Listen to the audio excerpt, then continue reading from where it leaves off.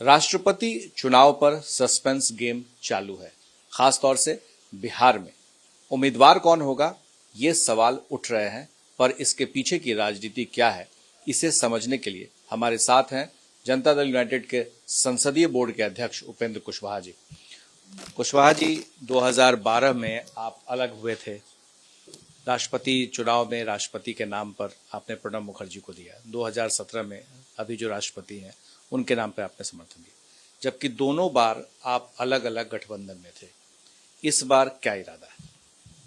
देखिए, इस बार राष्ट्रपति चुनाव के संदर्भ में जेडीयू का क्या स्टैंड होगा, मुझको लगता है कि इससे संबंधित सवाल अभी समय से पहले का सवाल है। राष्ट्रपति चुनाव के लिए अभी अधिसूचना भी जारी नहीं हुई है। अभी समय आने दीजिए, समय पर पार्टी बताएगी और इन प्रश्नों का फिर जवाब उस वक्त हम दे पाएंगे। इसका अर्थ साफ है कि आप उम्मीदवार को देख रहे हैं, कौन उम्मीदवार होगा, और दूसरा कि आपका जो इतिहास है गठबंधन से अलग होकर के रहने का, उसका भी ऑप्शन खुला हुआ है। यानी आपने सारे रास्ते खोल रखे हैं।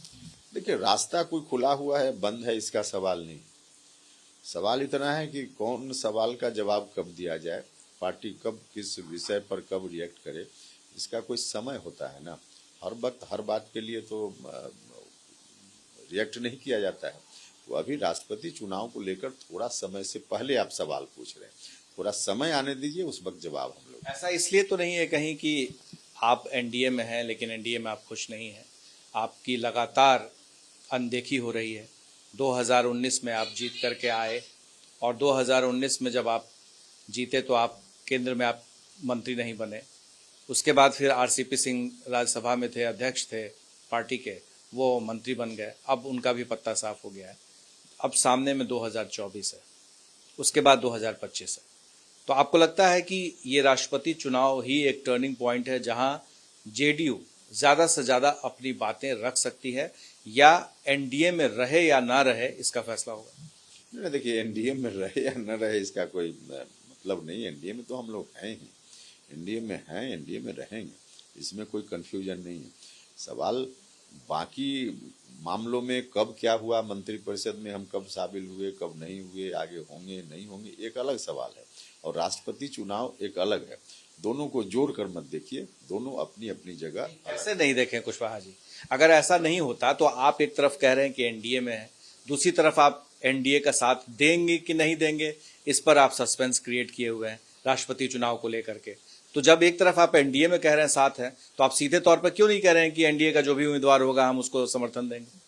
नहीं, देखिए, हम समर्थन से मना भी तो नहीं कर रहे हैं, लेकिन आप समर्थन दे भी तो नहीं रहे। हमने इतना ही सिर्फ कहा है कि अभी यह सवाल ही समय से पहले, समय से पहले सवाल तो मौजूद है, क्या जवाब? सवाल तो साफ है, आप एनडीए में है लेकिन आपका स्टैंड क्या होगा एनडीए में रहकर, ये आप क्लियर नहीं कर रहे हैं। नहीं, देखिए, बिल्कुल उसमें कहीं से कोई मामला नहीं है, कहीं से इधर से उधर से जोड़ कर देखने की जरूरत नहीं। हम सिर्फ और सिर्फ इतना कर रहे हैं कि अभी कुछ दिन और इंतजार कर लेने में दिक्कत क्या है? ऐसा तो नहीं कि इंतजार कीजिए, हम बार्गेन कर रहे हैं 2024 के लिए कि 2024 में के लिए हम कैसे तैयार होंगे, पार्टी की क्या स्थिति होगी, केंद्र में आपके मंत्री हैं नहीं। आप देखें तो एक तरह से कहने के लिए डबल इंजन है। क्या आपको लगता है कि डबल इंजन की सरकार है? देखिए, 2024 के लिए क्या बार्गेनिंग करेंगे? 2024 के लिए तो पहले ही से कि आधा पर बीजेपी लड़ती है, आधा पर हम लोग लड़ते हैं। 17 लड़े थे, बाकी जो दूसरे दल के लोग साथ हैं उनके लिए छोड़ा गया था। मतलब 50-50 बीजेपी और जेडीयू के बीच में, जितनी सीट पर बीजेपी उतनी सीट पर हम लोग। तो यह तो क्लियर है 24 के बारे में। केंद्रीय मंत्रिमंडल में सवाल तो आपको लगा कि आप जीत करके साथ गए थे, लेकिन केंद्रीय मंत्रिमंडल में शामिल होने को लेकर के आप लोगों को कहा गया सिर्फ एक वो भी सांकेतिक मिलेगा, तो आप शामिल नहीं हुए। तो यहाँ साथ रह रहे हैं, साथ जीत रहे हैं, आधा आधा जीत रहे हैं, और मंत्री पद के नाम पर आपको शून्य है। देखिए, मंत्री पद को लेकर जो भी स्थिति है, कोई आज की स्थिति नहीं है। तो चुनाव अभी से मैंने 2 साल पहले की बात हो गई ना, कि मंत्री कितनी संख्या में बनना है, नहीं बनना है, फिर क्या ऑफर चाहते हैं पहले तय हो जाए। नहीं, इसकी आज कोई आवश्यकता नहीं है भाई, ये तो पहले का सवाल था, और राष्ट्रपति चुनाव का सवाल अभी थोड़ी दिन बाद का सवाल है। अभी बीच में इन सवालों के जवाब का क्या मतलब? कुशवाहा जी, आप संसदीय बोर्ड के अध्यक्ष हैं, जिम्मेदारी पद पर हैं आप, ऐसे में आप एबीपी न्यूज के दर्शकों को साफ साफ बताएं, क्या आपको लगता है कि 2019 में आपकी पार्टी के साथ धोखा हुआ था? एक भी मंत्री पद नहीं दिया गया, 7 चुनाव लड़े, बराबर सीटों पर लड़े। देखिए, इसमें धोखा शब्द का उपयोग उचित नहीं है। ठीक है, कई चीजों पर बात होती है, बात नहीं बनती है, हम कुछ चाहते हैं, हम दूसरा पक्ष कुछ और चाहता है, उस पर कई बार सहमति बनती है, कई बार सहमति नहीं बनती है। तो कहीं अगर सहमति नहीं बनी तो इसका मतलब किसी ने धोखा दे दिया, ऐसा नहीं कहा जा सकता है। हाँ, सहमति नहीं बनी, ठीक है, तो नहीं सहमति बनी तो हमको जो निर्णय उस समय लेना था हम लोगों ने लिया। तो यही तो मैं कह रहा हूं कि क्या ये अगर पहले तय हो जाता कि केंद्रीय मंत्रिमंडल में जिस हिसाब से आप बराबर के हिस्सेदार हैं बिहार में चुनाव लड़ने में, तो उसी तरह से मंत्रिमंडल में भी समानुपातिक आपको मिलना चाहिए था। क्या ये पहले अब आप तय कर लेंगे? 2024 के बाद फिर वही स्थिति हो जाएगी। नहीं तो अगर उसके बारे में भी कुछ तय करना हो तो अभी उसके लिए बहुत समय है, 2024 में अभी समय है। अभी आपको लगता है कि तय होना चाहिए ये सारी बातें? देखिए, क्लैरिटी तो रहना ही चाहिए कहीं भी, तो ज्यादा दोस्ती सहज तरीके से चल पाती है। सिर्फ इस विषय की बात हम नहीं कर रहे, बाकी और विषय में भी आप दो पार्टनर के बीच मिलकर कोई धंधा करना चाहते हैं तो उसमें स्पष्टता तो होनी चाहिए कि क्या क्या क्या क्या किस विषय पर क्या होना है। तो उस दृष्टि से पार्टनरशिप ठीक से चले उसके लिए तो आवश्यक है। लेकिन इस विषय पर कोई आज तय हो मंत्रिपरिषद 2024 के बाद किस रूप अभी में, तो मैं कह रहा हूं कि आप लोगों ने साथ, एक तो पार्टी साथ आप लोग चुनाव लड़े, जो आप धंधा की बात कर रहे हैं, बिजनेस पार्टनरशिप की बात कर रहे हैं, लेकिन जब डिविडेंड लेने का समय आया तो एक पार्टी लेकर निकल गई। ये बात तो पुरानी हो गई ना। अभी भी है ना, क्योंकि अब तो 2024 है, फिर अगले मंत्रिमंडल में आप शामिल नहीं होंगे। अभी क्या तय कर देंगे आप? देखिए, तो 2024 में भी अभी वक्त है। अगर पुराने अनुभव, बात लगता है आपको पहले से तय हो जानी चाहिए हर चीज, हर बिंदु पर, ताकि आपको यह न लगे कि आपका रिप्रेजेंटेशन बिल्कुल नहीं है। ये सवाल दो कारणों से। अभी जो केंद्रीय मंत्रिमंडल में बिहार से जो रिप्रेजेंटेशन है उसमें आप देख रहे हैं कि अति पिछड़ा या आपके दल के लोग कोई नहीं है, क्योंकि आरसीपी सिंह थे और आरसीपी सिंह के बारे में जो जैसा कि आपका कहना है, तो वो चीज अब नहीं है, उनको दोबारा चांस नहीं मिलेगा, मौका नहीं मिलेगा। तो ऐसे में आपको नहीं लगता है कि कहीं ना कहीं किसी न किसी खास जिस जाति की बात करते हैं आप, उनके साथ सही नहीं हो रहा है? अति पिछड़ी जाति का एक भी प्रेजेंटेशन नहीं। देखिए, रिप्रेजेंटेशन हमारी ओर से जब भी होना हो तो हम देखेंगे कि उसमें किन किन लोगों को किस सेक्टर से बनाया जाए, तो अलग विषय। अभी तो भारतीय जनता पार्टी के लोग ही हैं मंत्री परिषद में, तो फिर उनको देखना है कि कैसे हम क्या करें। हमारा विषय जब होगा तो हम देखेंगे कि हमारी ओर से कौन कौन लोग शामिल हों।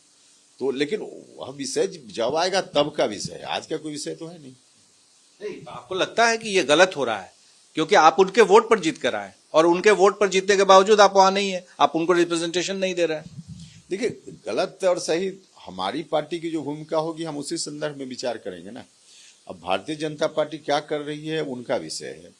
आप सामाजिक न्याय की बात करते हैं कुशवाहा जी, तो सामाजिक न्याय क्या है केंद्रीय मंत्रिमंडल में?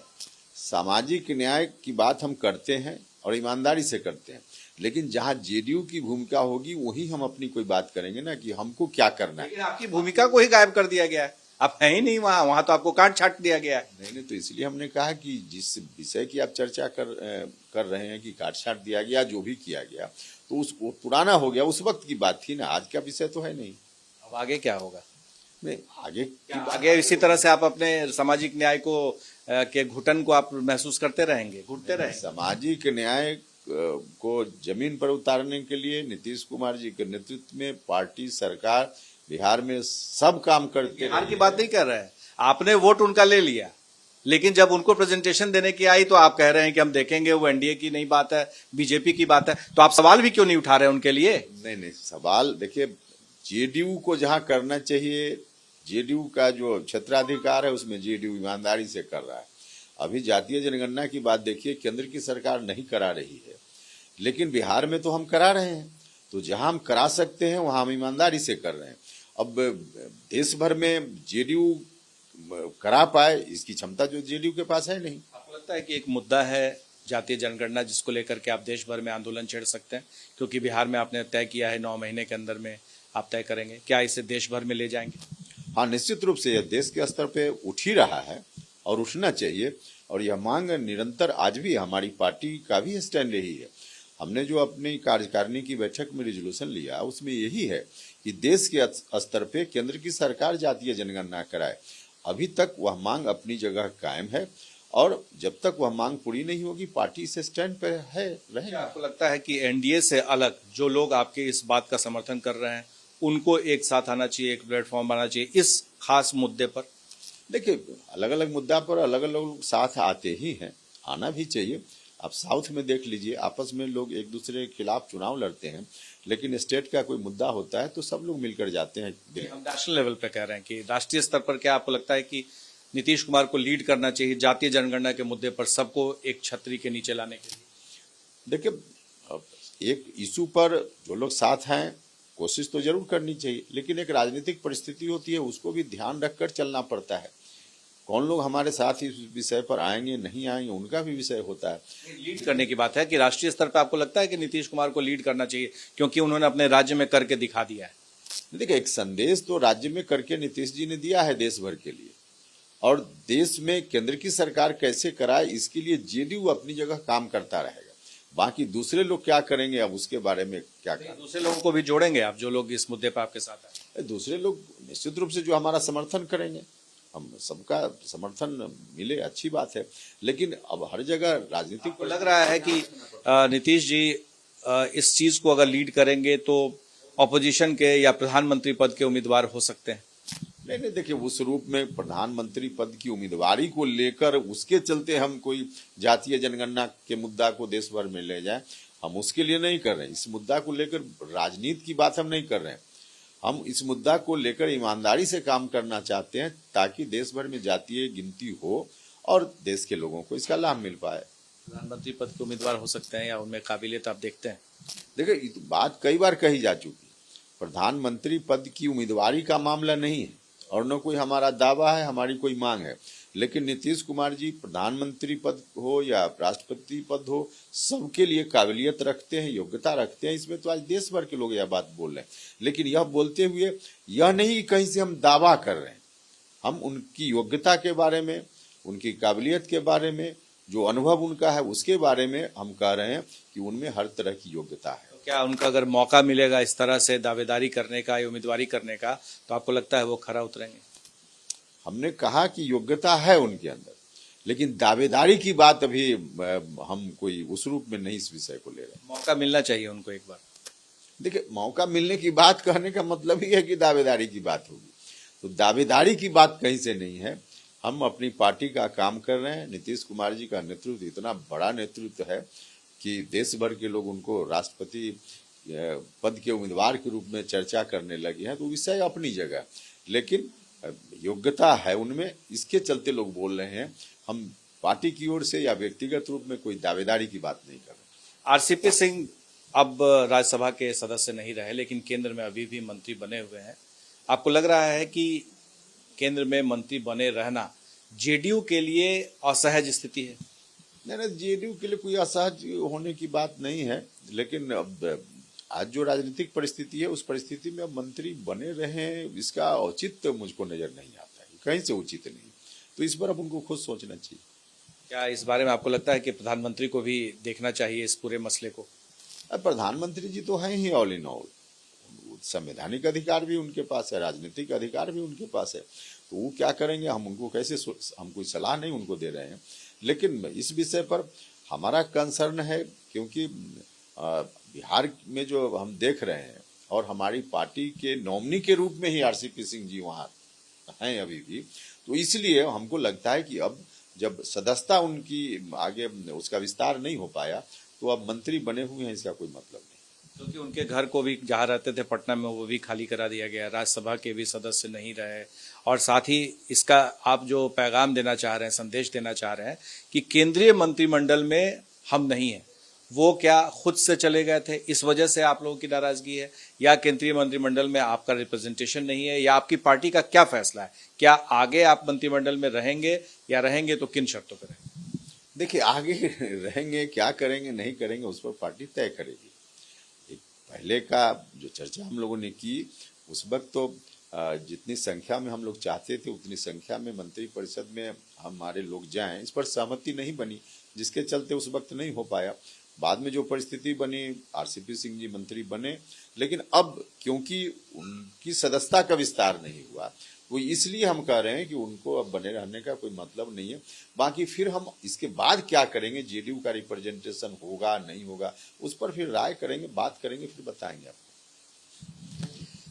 केंद्रीय मंत्री आरसीपी सिंह इस्तीफा दें, नैतिकता के आधार पर उपेंद्र कुशवाहा राष्ट्रपति चुनाव पर भी प्रधानमंत्री पद की काबिलियत को लेकर के तमाम मुद्दों पर हमसे बात की और ये स्पष्ट कर दिया कि आने वाले समय में बहुत सारी बातें हैं जिसके पत्ते खुलना अभी बाकी है, लेकिन राष्ट्रपति चुनाव तक इंतजार करना पड़ेगा। इसी से तय होगा कि देश में नीतीश की राजनीति और भूमिका क्या होने वाली है। हमारे सहयोगी विशाल के साथ प्रकाश कुमार, एबीपी न्यूज, पटना।